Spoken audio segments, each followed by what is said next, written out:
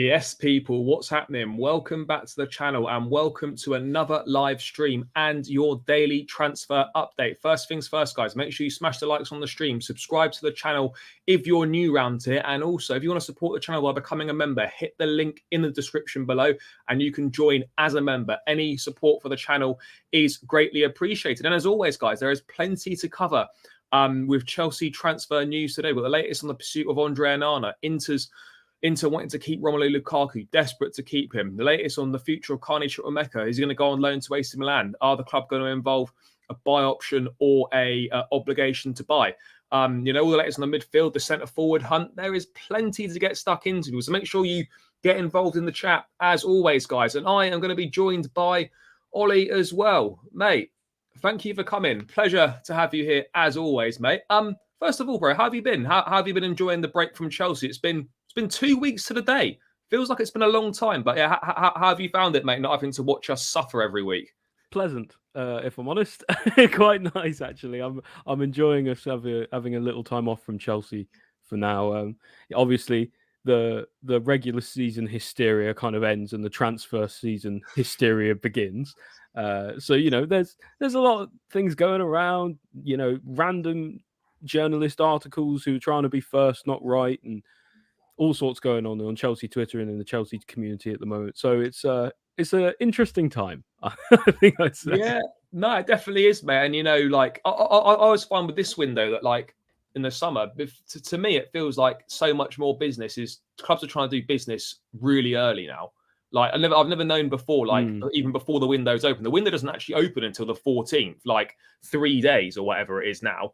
And already, like, there's loads and loads of stuff going on, in terms of major transfers taking place. Bellingham's gone to Real Madrid, Man United looking at Mason Mount, the Agate deal, and things like, looking at a lot of business being done early. I mean, from a Chelsea perspective, how important do you think it is that we get the bulk of the business done before day one of pre-season? Because I know that obviously when it's not possible to get it all done, but realistically, you want most of the guys out the door by the end of this month, and you want most of the new guys, in particular with the new manager, particularly with Pochettino's kind of notoriously difficult pre-seasons. You want to be there from day one. I mean, how important do you think that is for us to get as much of that business done before we commence?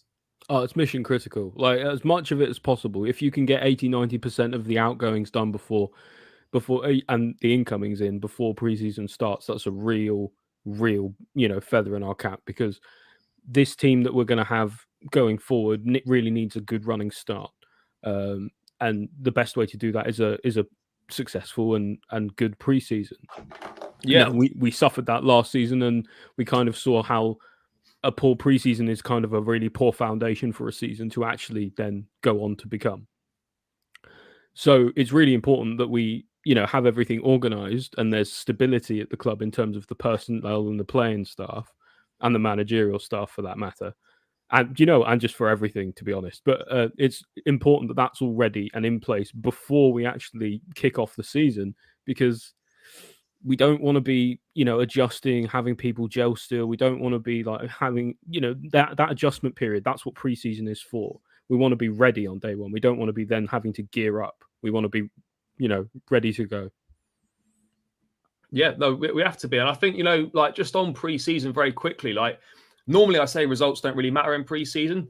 I actually think, considering how bad last season was, getting some positive results in pre-season to take us into the new season is actually really important. Yes, you want to get the guys fit, you want to get minutes in the legs, you want to work on a few things here and there. But actually, I think results are really important for us this pre-season, so we can actually go in with a positive mindset for the start of the season. I'm not saying like pre-season last season was the reason we were so shit the whole season, but it definitely didn't help. It put us massively on the back foot. So we can have a positive pre-season. I think it can actually really set the wheels in motion to have a positive start to the campaign. It doesn't guarantee that we're going to be like have a really good season, but it's certainly going to put us in a better state of mind. But mate, let's dive straight into things. Let's start with the midfield then. Obviously, a lot of outgoings going on there. Incomings need to happen as well. Chukwuemeka is someone who I feel that should have had a lot more minutes this season just gone. For whatever reason, he didn't get them. I thought he looked pretty impressive when he did play for Chelsea. In the rare occasions that he did get minutes. Reportedly, AC Milan want to take him on loan. Obviously, called their interest in Ruben Loftus-Cheek It looks like since obviously Maldini was sacked as director and the other guy. But Chelsea don't want to sell Chukwuemeka this summer or include any permanent clauses in a loan contract. The Blues are considering sending the 19-year-old out on loan to help him get more first-team experience elsewhere. Just on Chukwuemeka first, mate, where do you stand on him? Because I think he's a really talented boy. I'm surprised. I think the club have treated him quite badly this season just gone. I felt he should have played a lot more minutes than he did get. He didn't really put a foot wrong when he played. We haven't got much of a midfield at the moment at all. I actually think he could do really well under Pochettino this season. But, I mean, where do you stand with his future? And what do you think of the way that his Chelsea career's kind of started? Yeah, it's I think you're right. First and foremost, that the club haven't treated him very well.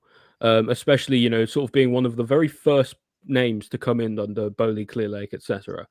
Obviously being sold, you're not sold a dream necessarily, but, being led to believe things that maybe actually haven't come to fruition since. And so as a result, I think I wouldn't blame him for looking at his options for getting a loan if he thinks it's going to be the same as next season.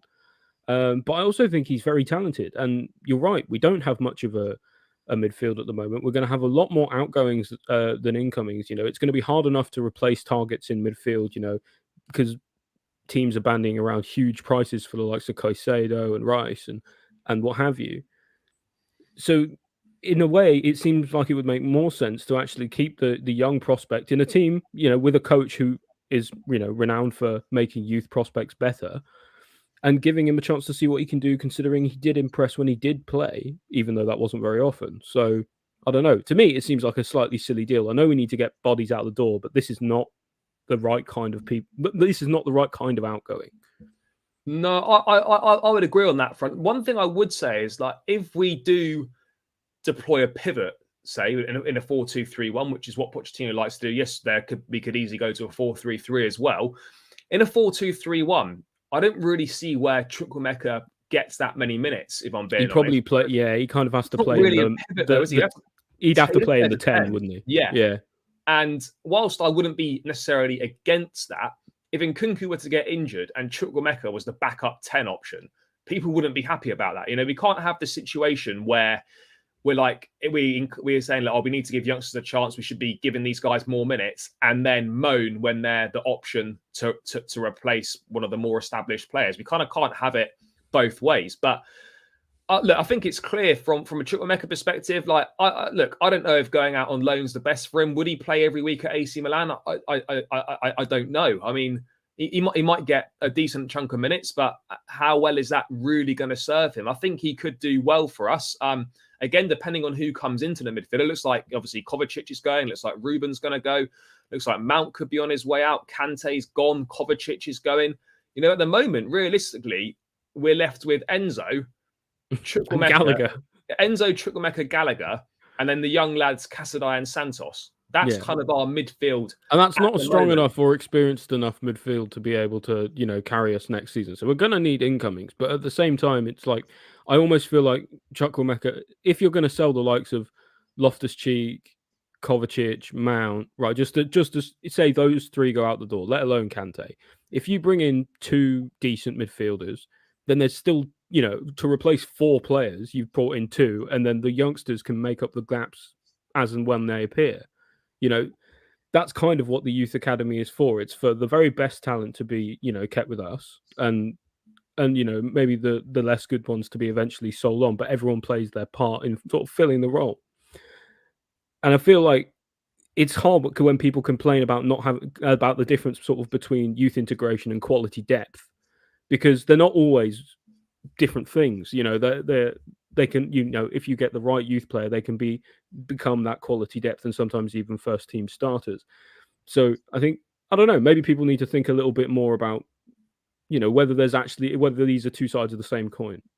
Yeah, mate, I would agree on that. But on the youngsters, though, obviously we've got 3 of them in Chukwuemeka, Casadei, and Santos. I mean, I was speaking to Rob the other day. He came on, and he was saying from what he was hearing, he expects 2 of those 3 to potentially go out on loan, and with Casadei, the one to kind of look out for, with people at the club very impressed with him, thinking that Pochettino could do something similar with him as to what he did with Dele Alli, maybe not to the same scale, but Casadei's got that ability, it looks like. But out of those three, who do you think would be worth keeping around the squad? I mean, maybe worth's the wrong word, but who do you think should be kept round out of those three? Because all three aren't going to be part of the squad. So two. What instead of Santos, Hall, and so Santos, Cassidy, and Chukwuemeka. Out of those three, because I would suggest that probably one's got an opportunity to be part of the squad. Again, depending on incomings, it could be two, but I would suggest at least one or two of those is going to go on loan. I personally, I think it's got to be Chukwuemeka, just on the basis that he's actually played for us, and so he's got a little bit more Prem experience, not loads more, but a little more, and he'll be able to sort of. He's kind of a tiny little bit above the other two in experience and sort of where he's at for his age and things like that. So I wouldn't be upset for the likes of Cassidy and Santos to go on loan again. But I think Chukwuemeka should probably be a part of the squad. It seems a bit silly to sign a youth player like that for 20 million. I know we did the same for the others as well, but then once he's already in the team to then loan him out again. Yeah, I would agree. It doesn't really make sense. Where are you? I mean, I know for me, it's not the time to panic about incomings or outgoings, but where are you sitting with kind of the business and the approach to the window so far? I mean, obviously we knew we needed outgoings, but did you expect quite this many players to be looking like they're on their way out the door? Like we started the season with one squad, we finished it with a virtually totally different squad. It looks like we're going to start next season with almost a completely different squad again. Are you surprised at how many names are being linked with moves away? Because look, obviously a lot need to go, but there's some in there which I think, is that maybe the right thing to do? Because every day you look at stuff and it's like another player being linked with a move away, and it's not just kind of fringe players. It is guys that have played quite a big part over the years. So where do you stand with the outgoings and the players that are moving out the door and have moved on? Because we are down a lot of players at the moment if all those go through. Yeah, it's a difficult one because obviously a lot of the players who played last season and played a lot of consistent minutes and are a real part of the success we've had in the past really, really dropped the ball last season. And as a result, I imagine there's a lot of negative sentiment towards most of them, if not all of them, even in some minor ways, even for the better players like Reece James, Thiago Silva, and even N'Golo Kante, So it's difficult, and you can see why a lot of them would want out, or especially when the opportunity some of them might be offered. Like Kovacic going to Man City, you're not going to turn that down. Kante out to Saudi, he wasn't never going to turn down that money. We couldn't compete with that money either. Well, no, and you can't compete with that, and that's fine. But you potentially Mount out as well to Man United, and so like it seems to me that. Well, what we said in the initial phase when Todd and Bowley and Clear Lake and Egbali and everyone came in is that they're going to want eventually to get their own guys in. But when we said that, we meant like the sporting director staff, maybe the coach, the scouts, the medical team, things like that over time. I didn't think it would necessarily mean the players as well, but it does feel like they're kind of getting in their guys on the pitch and sort of a question of out with the old and in with the new. Maybe it's a case of some of the players who have been here for a long time under Roman, think the club should be run a certain way, and that's different to how the new owners want to run the club, and as a result, they've got to go. But I don't know. If that were to be the case, I think that's a bit of a red flag, I must say. Yeah, I mean, look, to be fair, I haven't got a huge issue with a lot of the names on the list. For me, obviously, like I prefer Mason Mount to stay, but ultimately, if an agreement can't be reached, then we do have to sell him and get good money in. Otherwise, he goes on a free, and we're not prepared to go down that route again, losing good players on a free. But the rest of them, I haven't really got an issue. I think it's the end of the road for Kovacic. I think for the last 12 months, it looks like his head's not really been in it. The performance levels have dropped. The club have got great respect for him. He wants a new challenge. Ultimately, I see people get annoyed about selling him to a rival, but again, from a financial perspective, the Premier League are going to offer us the most money for players. Mm-hmm. So some players are going to go and join rivals, and that's just the reality of the just other Premier League clubs generally as well. Yeah. You got the likes of Newcastle and Everton were sniffing around for Gallagher at one point. Yeah. It's going to happen. Yeah, I don't think it's a huge problem. Loftus-Cheek, obviously, the AC Milan move looks like it's cooling off, but there is obviously other interest in him. I think Lazio and Maurizio Sarri, there's interest there. So, I mean, the Loftus-Cheek being sold doesn't solely rely on this AC Milan deal going through. So, in terms of incomings though, mate. Obviously we're linked with Moises Caicedo as kind of the main one. Obviously we missed out on Ugarte for whatever reasons you believe, whether it was PSG doubling their offer, whether it was us doing something a little bit underhand by trying to get a minority stake in Sporting as part of the deal. Who really knows? But we walked away from that deal. There's obviously links with Romeo Lavia. There's links with kind of Manu Kone at Mönchengladbach, Kefram Thuram as well to a lesser extent. Where do you stand on the midfield incomings? Because for me, I've always maintained from the start that we have to get one of Rice or Caicedo. I don't think we're going to get Declan Rice. So it kind of has to be Moises Caicedo. Are you in the same trail of thought there as well? Yeah, it kind of feels that way, doesn't it? Especially, I think a lot of people would have been happy enough with Ugarte and one more, or, Caicedo and Ugarte. But since Ugarte fell through, Ugarte was almost like that middling tier between, and the Rice and Caicedo tier, and sort of the tier just under that, which is, your likes of your Kones and your Lavias and your Thurams and whatnot. So it feels like when you take out that middle option, the whole thing gets a little less strong in terms of, when you're looking to add to midfield. Now, like you say, PSG either made a really ridiculous offer for him, or we just weren't willing to accept something, or we were being shady, whatever. I think we need Caicedo, like you say, Caicedo or Rice, one of each, one of them, no matter what. And then after that, I think it probably needs to be Lavia. Just on the basis of him being Premier League proven, being really, really good. I know people say, oh, he's 19, oh, he's cost 50 million, oh, he's been relegated with Southampton. But I think you have to look at the wider context around it. One, age isn't important. Not really, when we're trying to buy the best talent possible, and he is a very good talent. You've also say he's relegated with Southampton. Well, it's a team sport. It's a team sport. In the same way, you can't necessarily hold it against him, but at the same time, Southampton weren't turning up any trees last season. So, there's the balance on both sides there, but I think he's a talented boy. So I think it'd be Caicedo and Lavia for me as the two that come in. And then I would have just the youngsters, battle it out in training for the last spot on the bench every week. Yeah, no, I would agree on that for sure. I don't think there's any two ways about it now. I think Caicedo and Lavia has to be the way that we go, because there might be some outside option somewhere that we consider. Like there was that Viega guy, as well. So maybe you never know. The scouts might have like a Badia Shield up their sleeve, So you never know, but we'll see.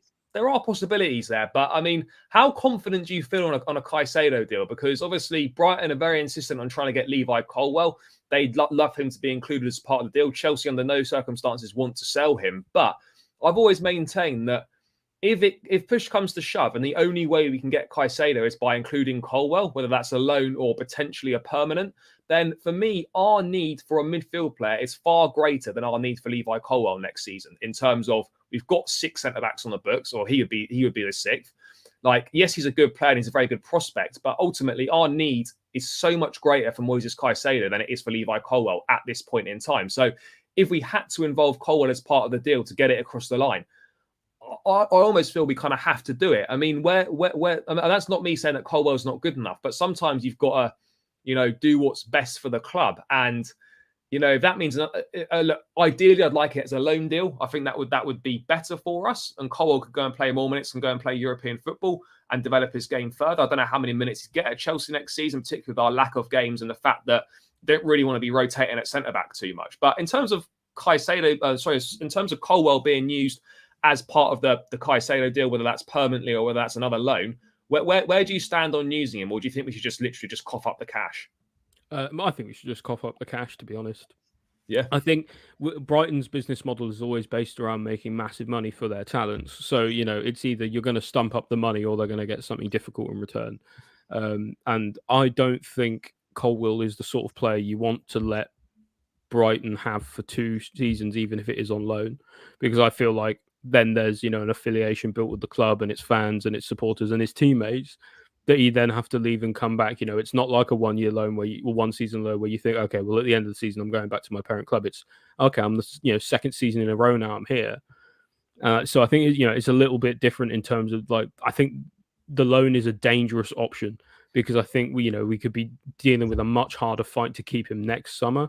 as a result. And I feel like you're just kicking the same problem down the road by a season. They only have a year left in his contract next summer. Exactly. As well. So you've got more problems there. Like if he decides he's not going to sign a new contract until he gets back to Chelsea, then he can demand crazy wages, and then you've got problems on a standoff on that and all the rest of it. So in terms of, I think Caicedo personally, for me, I would rather miss out on Caicedo and keep Colwill if it did have to come to that, rather than the other way around. Especially because I think Colwill is the kind of prospect that you do not leave, you do not let them fail at your club. For me, so I think in that case you'd have to resort to other options in midfield, but I think there'll be a way to make Brighton. We have a good relationship with Brighton business wise because we pay them a lot of money for their terrible players. So I'm sure there'll be able to be a deal struck somehow. Yeah, I think we can strike a deal. Would you look at £80 million as being kind of the reported fee banded about? Would you look at that as good business? 80 million. I mean, I'd look at it and think, look, it's a phenomenal amount of money, but ultimately, at the end of the day, yes, it's someone that came for £4.5 million and has played less than 50 games for Brighton. But at 21 years of age, you're not just paying for what he is right now. You'd be paying for how good he could be in the next few years. He's got the potential to dominate the midfield for the next decade if he wants to. He's already dominating midfields at the moment. He's got all the attributes to be a top player. And he has got experience in the league as well, which, whilst not essential, is of some help. Look, £80 million is ridiculous, really, if we think about it. But in terms of football money and the way the market's going for someone that's a phenomenal footballer already at his young age, would you say that 80 million would be a good deal? 80 million would probably be the cheapest we could probably get him for, to be honest. Considering what was it, Arsenal put in a bid of 70 or 75 million in for him in January. It's not going to be much higher than that you could eventually secure him. And maybe there is some kind of gentleman's agreement, I believe, between him and Brighton that lets him leave. I don't know if there's a specific number for that, or if they're just not going to stand in his way if he has his own choice about where he wants to go, and then maybe they'll accept a bid from anywhere. But they're naturally going to want a bidding war. I think Brighton probably would want 100 million, 90, if they could get it. So it's well within their interest to try and stump up this Colwill stuff to try and eventually either get us to pay out more for Caicedo or to get us into a bidding war with Arsenal for Caicedo. So, it's whatever happens, Caicedo is going to be really expensive, and people will judge him on those expensive standards, I'm sure. Just in terms of Arsenal, I know we banter them and stuff, but are you genuinely concerned that we could miss out on Caicedo to Arsenal and they could potentially, I'm not sure how, they could potentially get Rice and Caicedo? I think they will go for both players, and they seem to be at the head of the queue for Declan Rice. Again, never say never. They were right at the head of the queue for Mudryk. He wanted to join them, and it didn't happen. I still hold out some hope that maybe we can do some sort of last minute sort of deal to sneak Declan Rice from them, although I think that's unlikely. But do you worry that Caicedo could prefer to go to Arsenal potentially?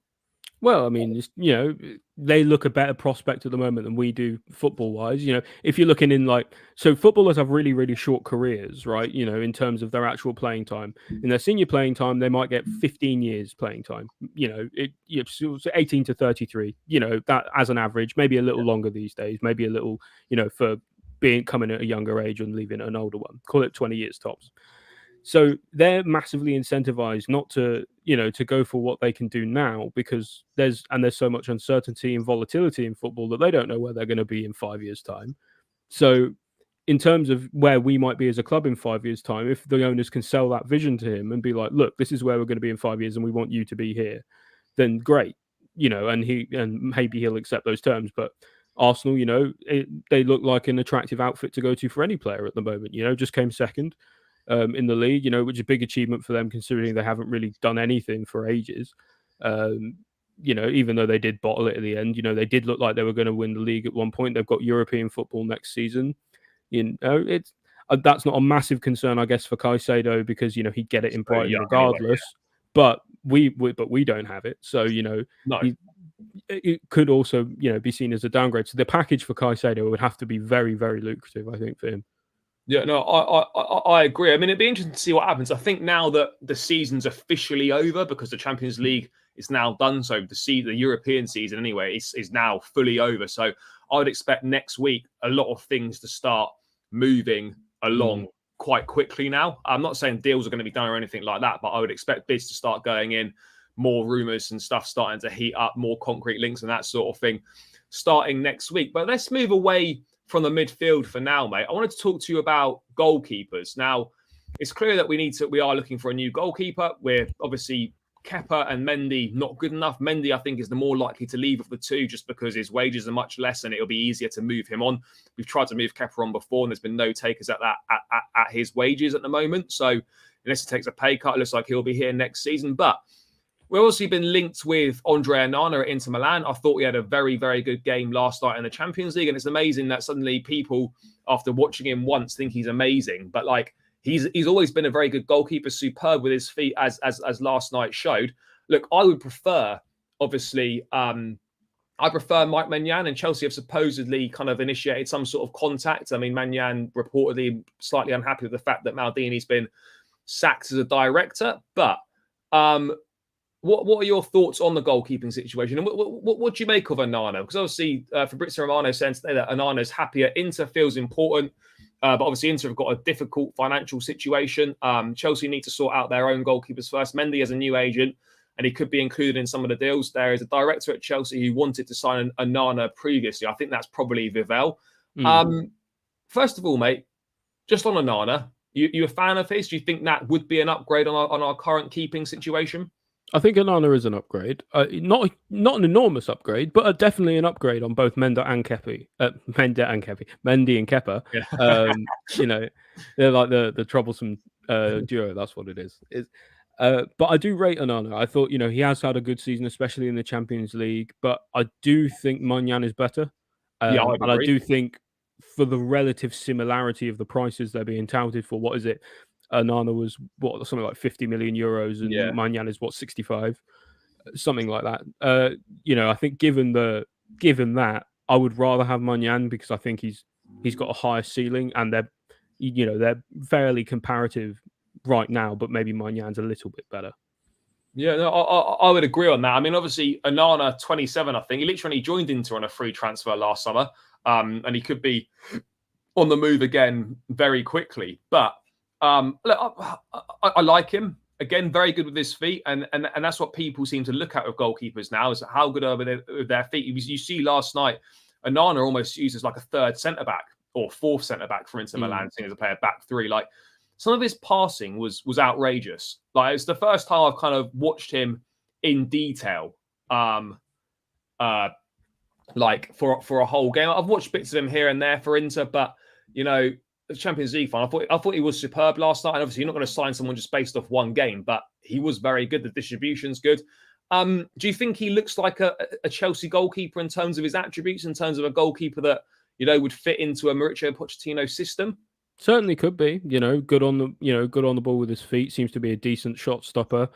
Seems to have a good sort of leadership role at Inter. Hopefully, he'd be able to replicate that at Chelsea. You know, he'd be one of the older players in the squad at that point because he's 27.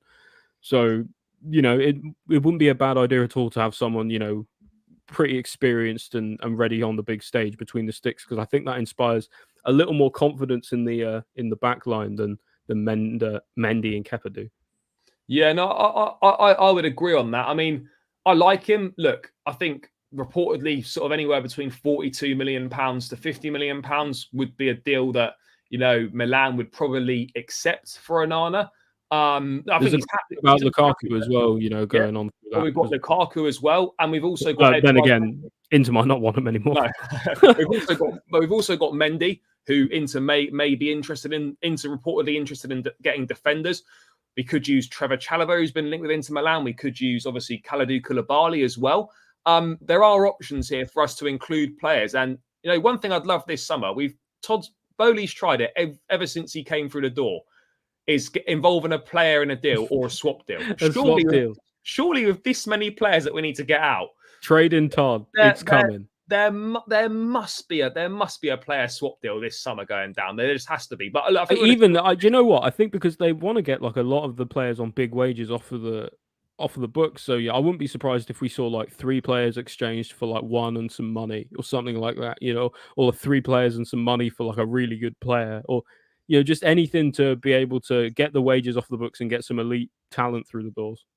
Yeah, no, I would agree on that. But I mean, Yeah, look, Onana, let's wait and see what happens. Obviously, he's happy to stay at Inter, but of course, if we put a big offer in, which I think if we want to get Onana, then we obviously will put an offer in. We'll try and use players, and I can see that deal potentially happening quite quickly. I mean, what do you think? What do you think Chelsea are thinking in terms of this though? Because obviously, as we said, there's been reported initial contact over Mike Maignan. Do you think they're just kind of they know that they can get Onana pretty much if they offer the money, and they're just and you think we're just kind of exploring Maignan to see what the interest is like because of the unrest at Milan, and then we just know that Onana is going to be a much easier deal to do. I mean, what do you think? Because obviously, these are two good goalkeepers, and we must have an idea of what direction we're looking to go. And I just think we know that Onana is doable, and Maignan, we're just kind of chancing our hand a little bit with this uncertainty of Maldini being removed. Yeah, I think Maignan is the dream scenario and Onana is the realistic option. I think, and it's fine to go for both because if you miss the moon, you might land among the stars, right? So hopefully it will work either way. Yeah, look, I'm excited, but I mean, do you think that obviously it looks like David Raya was another name that's been linked, but it looks like he's agreed personal terms with Tottenham over a long-term contract. Again, obviously fees not agreed between the clubs. I don't know if Chelsea is still interested. Maybe, but it looks like it's going to be between the two Milan keepers. Probably is going to be Onana. You a fan of David Raya, or we just need to stay away from that? Not really. I think personally for me, David Raya is a decent, serviceable Premier League keeper, but not for a team like Chelsea. I don't think he's an upgrade on Mendy and Kepa. I think it's more of a lateral move. I know people say he's really good with his feet, but if you want a player to be really good with his feet in goal, just stick a midfielder in there. You may as well at that point because you got keepers like Kepa and Raya who both concede a lot of goals from outside the box. They actually aren't very good at the shot stopping part, but they're better with their feet. So I know that's the way that modern goalkeepers going, but you need your arms as well. But I mean, if we're going to be if the price for Raya is 40 million, I'd rather spend an extra 10 million and get Onana. Like but even still, I'd rather spend another 25 if you could and get Maignan. So exactly. There's always another tier up to go. But I think Raya represents a level at which this club should not be recruiting in. I know.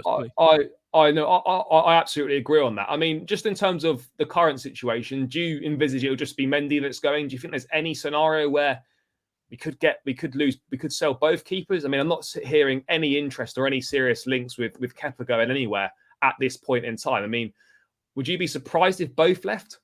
Kepa's on a very large contract, so I doubt he really has either and as number one, I'm sure he's determined to fight for his place, so he kind of has no reason to leave, by both a financial or a playing perspective. Whereas Mendy, has been kind of frozen out of the team, and now I think we can see from his performances when he has played justifiably so. And it's easier to sell him on because he's going to get better wages elsewhere probably as a top keeper for a top team. Yeah, I mean, how important do you think a new goalkeeper is for this season? I mean, look, it's not the top priority. It's not more important than midfield, and it's not more important than a striker. But do you think we have to get a keeper this summer? I think it is really important. Yeah, and the reason being is because I think in trying to build a spine in this team, you need, as part of that, you need a strong keeper. You just do. And I don't think Kepa or Mendy are able to provide that, at least not currently. So, as well as that, you've got the fact that keepers tend to inspire their defenses, to play better as well. Play in a more relaxed way with less pressure on them because they're not worried about whether the keeper's going to make a mistake every time the ball goes past them.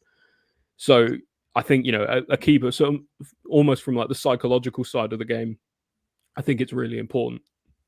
Yeah, no, I would agree on that. I think it is. I would agree. It's almost essential we get a new goalkeeper just because, new start, new manager, we need him to get the players in that he wants. We've got to do everything we can to give Pochettino the targets that he wants. I understand we're not going to get the first choice target in every position because it just doesn't work like that. But we've got to be if we're not getting the first choice, we've got to be getting the second choice. And so, yeah, I'd be happy with Onana coming in. I think £50 million for a keeper of his age, of his ability, I think he's got potential to get better as well. Keepers tend to develop a little bit later on and can obviously play for that much longer anyway. So yeah, I'd be keen for a move for Onana, but let's wait and see what happens this week in terms of that situation. Mate, centre forwards. This one is a bit quiet. Is a bit quiet. There's not been an awful lot of news in regards to centre forwards, as obvious, and Victor Osimhen have been linked with Lautaro Martinez, and whatnot. So Fabrizio saying that Chelsea's striker signing is a priority still this summer. They like Osimhen. They have also had conversations in terms of conditions of the deal for Rasmus Højlund.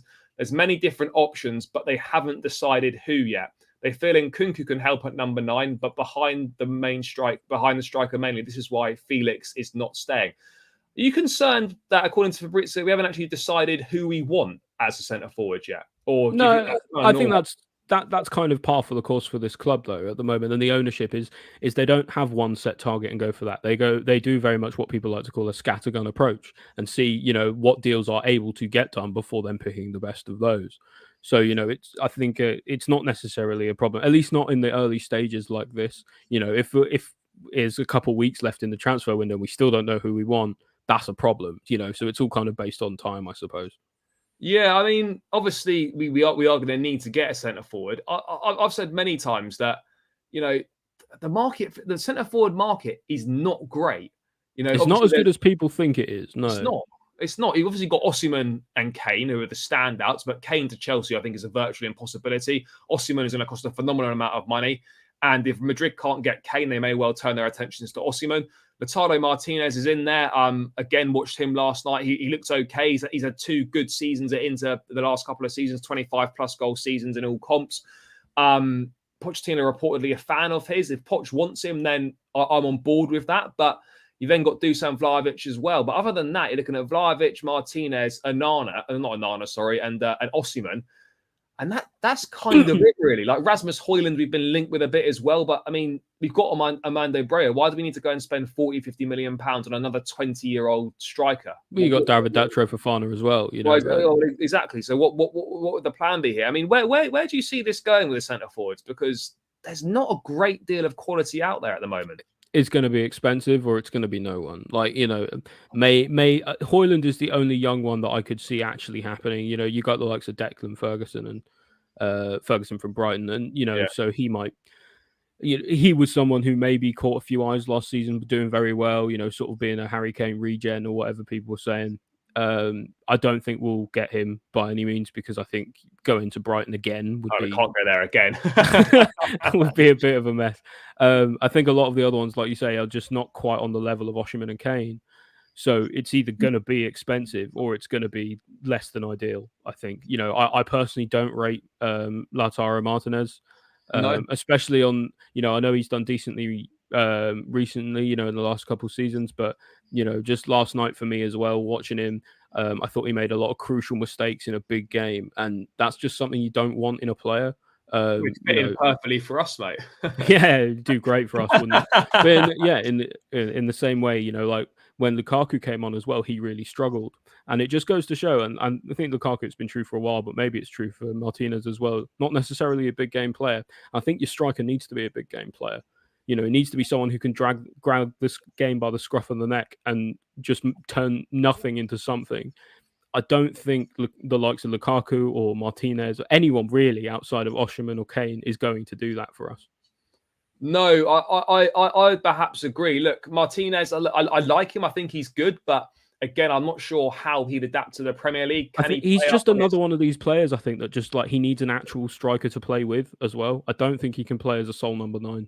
What are we having Nkunku playing off him? I know that's not really a 2, it's more of a 1-1. It's not ideal, is it? You may as well just keep, sign Felix, keep Havertz, and just have this orgy of players who don't actually have a position all playing in the front 5. Could you see potentially a situation where we don't actually sign a 9 and we're using Nkunku and we rotate Nkunku and Broja there and we bring in someone else to play as a number 10 potentially? I mean, the only way I see that being the case is if we decide that we want to go in for Ivan Toney in January, because then by then he's only got a month left on his ban, and so from in February he'd be able to play. But obviously there's the questions around fitness and all the rest of it, or even if he can sign for anyone new while he's banned. I don't know if he's allowed to, but Yeah, like so That that is a less than ideal possibility. scenario, really. It's a less than ideal scenario, but I mean, could you almost argue maybe that if Tony is or was the top target,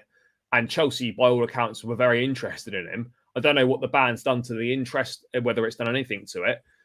Could you not argue if we really wanted Tony, we could just get by with what I've just said, kind of Broja and Nkunku, and then getting another number 10 in, and then we just sign Tony in January, if that's what we genuinely want. Because I feel that if we sign them up, if we sign a Martinez or Vlahovic or whoever it might be, that's the end of Ivan Tony. That's probably not going. That's not going to happen.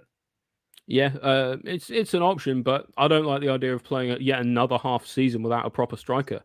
Yeah, and there's no guarantee when Tony comes back in whether he'll be fit enough to play. So you're really looking at most of a season rather than signing him in, say, January, because he's not fit till February. He probably won't play till March. So it'd be a long way for him to get back to first team football, and I don't think it's worth that for half a season of having almost no striker at all. Unless Broja is fit. That's the only other option, is if we start the season up top with him. But I don't think people think he's ready for that. How do you think Broja is going to do next season, by the way? Because there's a lot. It depends, doesn't it? Like, it depends on who comes in. Look good. I think he's looked good when he's played for us. And it's a real shame he picked that injury up, because ironically, he actually would have played a lot of minutes, I feel, last season. But yeah, it would have ended up getting a lot of games as the 9. When with our striker woes, when you tasked with Felix or Havertz up top, you might just go for him. Yeah, I think he'll do all right next season. I think it'll be more about fitness for him. I think he will get opportunities though, but it does depend on who comes in. If we get a striker and we have Nkunku and Havertz stays, he's got no chance, as playing, because he's an out and out number 9, really. So it all depends on outgoings, I think.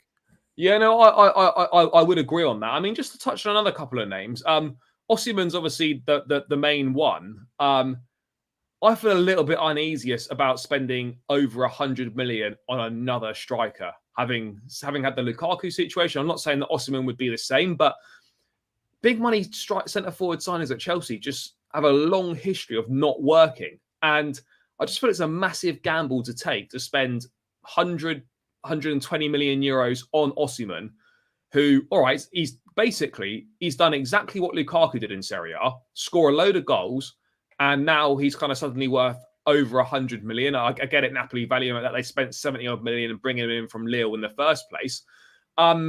But look, he's good in the air. He's athletic. He's obviously younger, but he's not really doing anything that Lukaku didn't do in Serie A. Now, I'm not doing him a disservice by saying that. I think it's just true. Do you feel that we could maybe be falling into the same trap there? And how good actually is Osimhen outside of Serie A? Yes, he did it with Lille. He's obviously done it with Napoli. But do you think he's what Chelsea are looking for? You could look at it and think like he's similar to Drogba. Drogba was his idol, but part of me just always worries when we're linked with spending big money on strikers, because so many of them just don't work out. Yeah, it's a risk, isn't it? But they're in the same way any transfer is. Yeah. I think we've had a lot of bad luck at number 9 at Chelsea for a long time. So any signing's going to have that caution. I wouldn't necessarily, you could say that Lukaku and Osimhen are like similar in terms of the fact that they both went to Serie A and played and did well, but I think there's a lot of other factors to that. I think they play a slightly different kind of game. Osimhen's seems to be more of a classic 9, almost like a target man 9, where although a little bit more mobile, whereas Lukaku likes to run the channels in Italy, especially on that right hand side. So he's slightly less of a traditional number 9 that like we're looking for. So there's slightly different kinds of players, and I imagine they probably have slightly different attitudes as well. But I would probably rate Osimhen higher than Lukaku. But then again, we did all rate Lukaku very highly when he was in Italy. So, like you say, there can be these risks, everywhere. So, I mean, I don't know. We'll only really see it, until it actually happens, whether it works or whether it doesn't.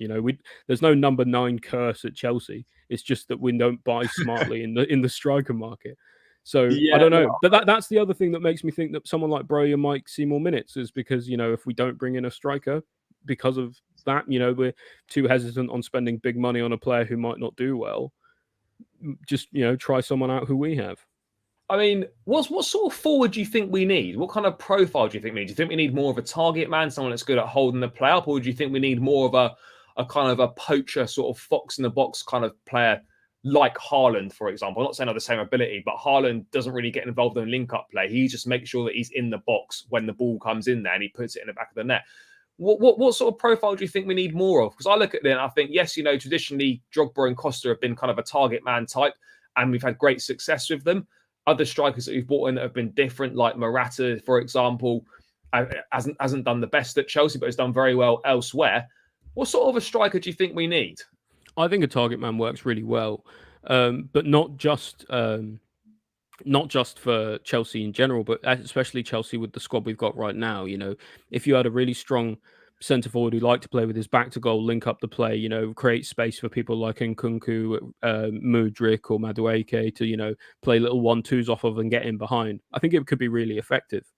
So for me, that's a better style of centre forward who can actually also, make our other players better as well, rather than just scoring goals on his own. Even though that would be great as well. Yeah, no, it certainly would be. In terms of this here, I've had a lot of people over the last few streams in the chat, a lot of people keen on Mitrovic. I don't see a move happening for him. But there's not really been any links. But Fulham would make us pay through the nose as well. They are technically our closest rivals. And he'd start the season banned as well, I think, or is he back? I'm not really. No idea. I don't think he's in terms of being like a really good poacher centre forward whose only task is to get the ball in the net. He's good enough, but I think we need a player who can do a bit more than that at Chelsea, and I think to a slightly higher standard as well. I don't think Fulham should be where we're shopping for our strikers. No, yeah. It's not necessarily true everywhere, is it? Players come from all sorts of teams and they are really good, but just generally speaking, like the kind of level that Mitrovic is at, kind of bouncing between the Championship and the Prem, in that sort of level is not what we want in a striker. We need someone who's going to be consistent at the top level. Do you think there's something to be said for us to maybe just not go for a massive name, go for someone a little bit further down? A little, not into, obviously maybe slightly less ability potentially, but someone that's not a massive name, like maybe someone slightly better than Mitrovic, but not just a big name, because we've always gone for the big names. And generally, if you look at our signings over the years, the ones that have been really successful, they've not been big names and they've not come in for massive money. And maybe there's something to be said for that approach. I'm not really sure, and I can't really think of any examples of centre forwards out there that wouldn't really cost massive money. Maybe the next rung down. But maybe you look at someone like a Jonathan David or something like that. I would say he'd probably cost a reasonable amount of money, but someone that's not in the top bracket of centre forwards, but someone that is obviously still very good, but it's just a little bit. What we need is someone a bit like Loic Remy was for us when he played for us. Someone who was passable and just did a job and filled in where he could and scored a couple goals. Here and there, but really a player like that, I think, plays back up to the main guy, ideally. Yeah, I would agree. Look, I think we've got a backup in Broja, so Broja will back up whoever the main guy is. But yeah, finding out who that main guy is going to be a massive problem. Just lastly on strikers there, what are your thoughts on Dusan Vlahovic? Again, was linked with Arsenal strongly before he chose Juventus a couple of Januaries ago. It's not really happened for him at Juve. I don't think Max Allegri's playing style particularly suits him. He's a young boy. He's still a very good finisher. Could you see him maybe being the answer? He looks quite physical. He's got good attributes. He's more of a target man mold. But yeah, what are your thoughts on a move for him? Because again, a lot of people that could be good. Maybe. Yeah, maybe. He's kind of that kind of bigger traditional back to goal number 9 that I was talking about. You could also say the same thing about him, playing in Italy, and how they find the transition over into the game. Maybe because he's a big lad, maybe he's less, be able to transition to the physical game a bit easier in the Prem. But I don't know. He's not really tore up any trees. I think it would be nice to go for a striker who had a little bit of confidence and acumen behind him. And someone like Vlahovic, while it could do a job, there's no way of knowing how it could go, but it is. I think it's more of a risk than some of the other options. Kolo Muani at Frankfurt is another one that gets mentioned quite a lot. I think it's I've never seen so him much play, money. so Obviously, he can't win the World Cup final and obviously missed that chance right at the end. That was him. But he's had a very good season at Frankfurt. But again, they're just going to demand stupid money, like reports of 100 million euros. Yeah, that's the thing. You know, you'll be priced out of most places. So maybe we will eventually be. You know, maybe the decision in the end is if we go big in midfield and we don't end up with a striker, we go with what we've got. But it's not ideal. What do you think is more important, midfield or striker? I think midfield's more important than striker at this point. I think midfield is more important, but at the same time, I could not bear to watch Havertz at centre forward for us for another season.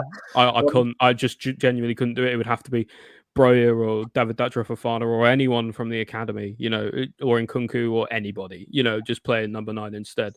But ideally, we need both, and it's really important. And you know, in terms of building for the future, that we do get both. No, I would agree on that. I don't know. People need to stop stressing about Nkunku. It's done. It's signed. There just hasn't been an announcement yet. We might get that next week. Although what I would imagine is going to happen is we won't see any announcements until the new shirt is out. Yeah, new shirt with new sponsor and everything like that. It's all be like a big reveal. Obviously, you know, when Gusto and that signed, they signed in January with this current shirt, and they just went back out on loan. And Nkunku would be a new signing. So, yeah, I would suspect that they're just waiting to sort the shirt out, and then they'll announce him with the new shirt and the new sponsor. But, yeah, there's nothing to worry about in terms of that deal. It is all signed. It is all done. It's all sorted. The coaches even said you know, that he's leaving and everything else. So it's all done and dusted. Yeah, and Leipzig are already looking for replacements. Maybe that's it. Maybe Leipzig are just waiting until they've got someone in, you know, before like they give Chelsea the green light to say. Maybe we're waiting to get rid of Pulisic so we can have the number 10. Yeah, quite possibly. Who knows?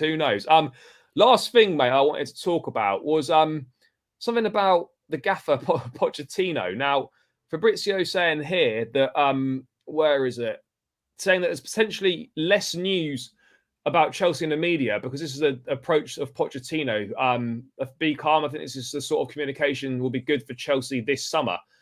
I'm quite pleased to hear this. And whilst it's always nice to sort of, you know, see rumours and shit every day, the amount of stuff that seemed to be getting leaked for Chelsea, whether it was early team news, whether it's transfer stuff, you know, contracts about Mason Mount updates, multiple updates about Ugarte for days on end.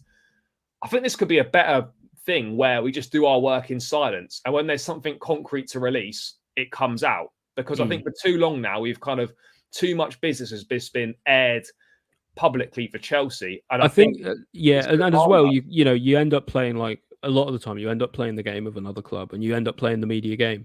And a lot of clubs play that game better than we do. Like Brighton, for example, you know, like they play a better sort of media game in terms of, you know, getting to rile up links on social media and unsettling players and things like that. Chelsea don't tend to do that so much. And like when we do, we don't, you know, it tends to kind of go against us more than anything else.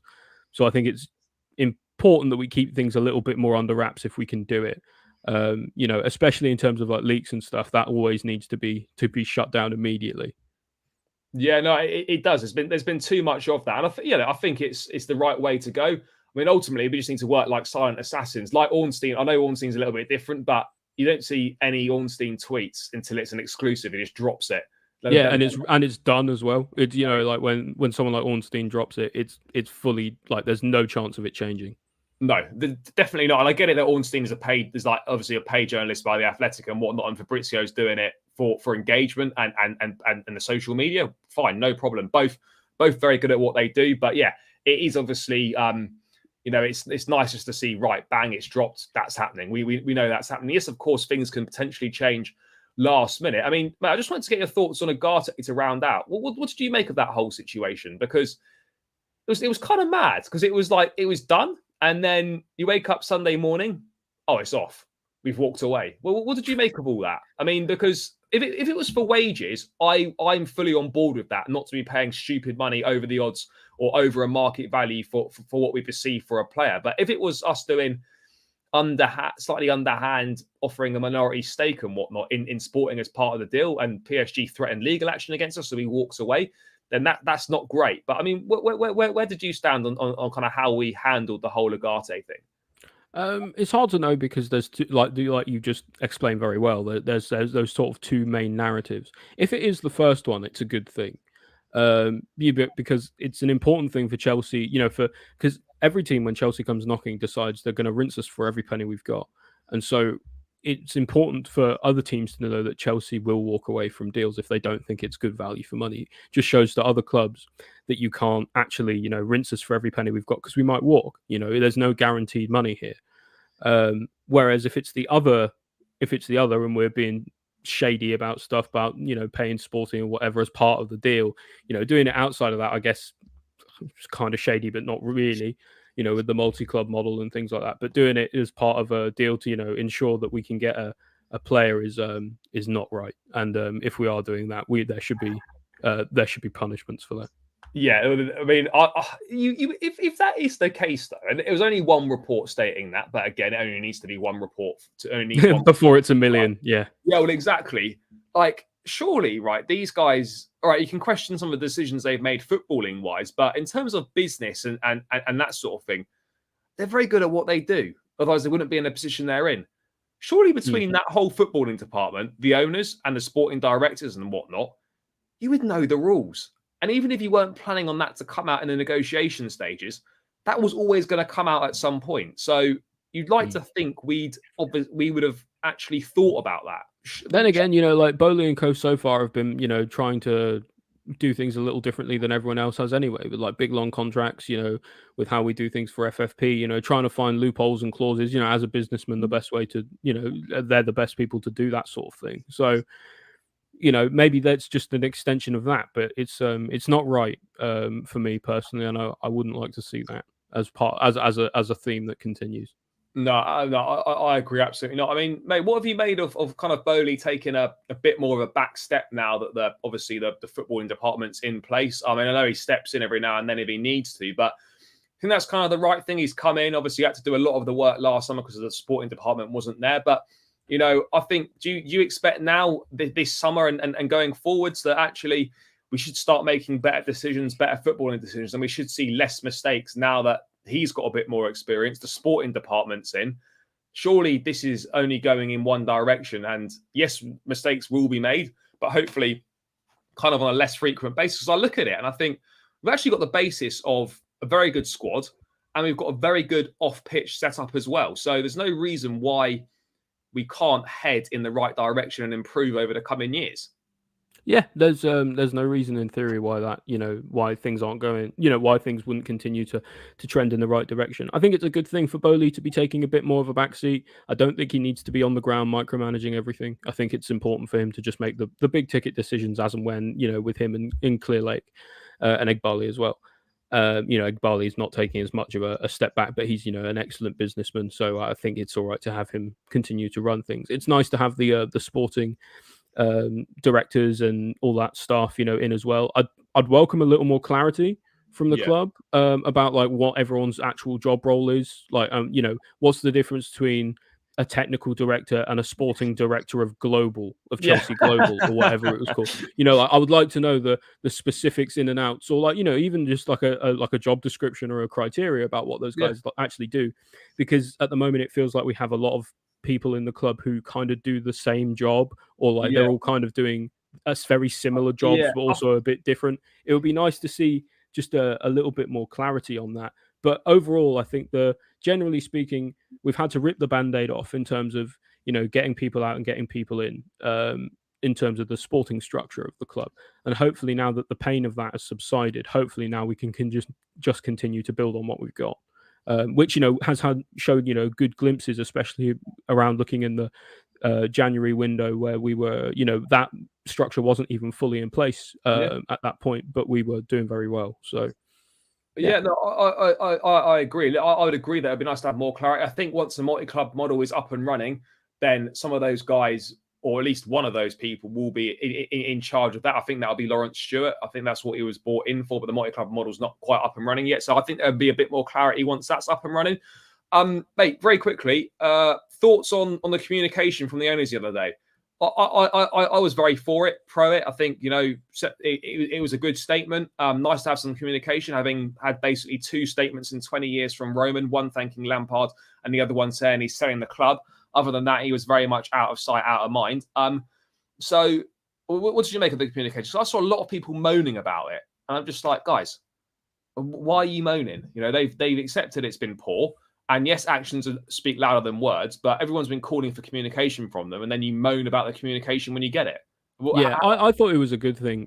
Personally, you know, it was nice for them to communicate to the fans about, you know, even just as a start about how they thought, you know, they've learned a lot and they're taking, you know, they're taking accountability for their actions, and then they're going to move on and make things better.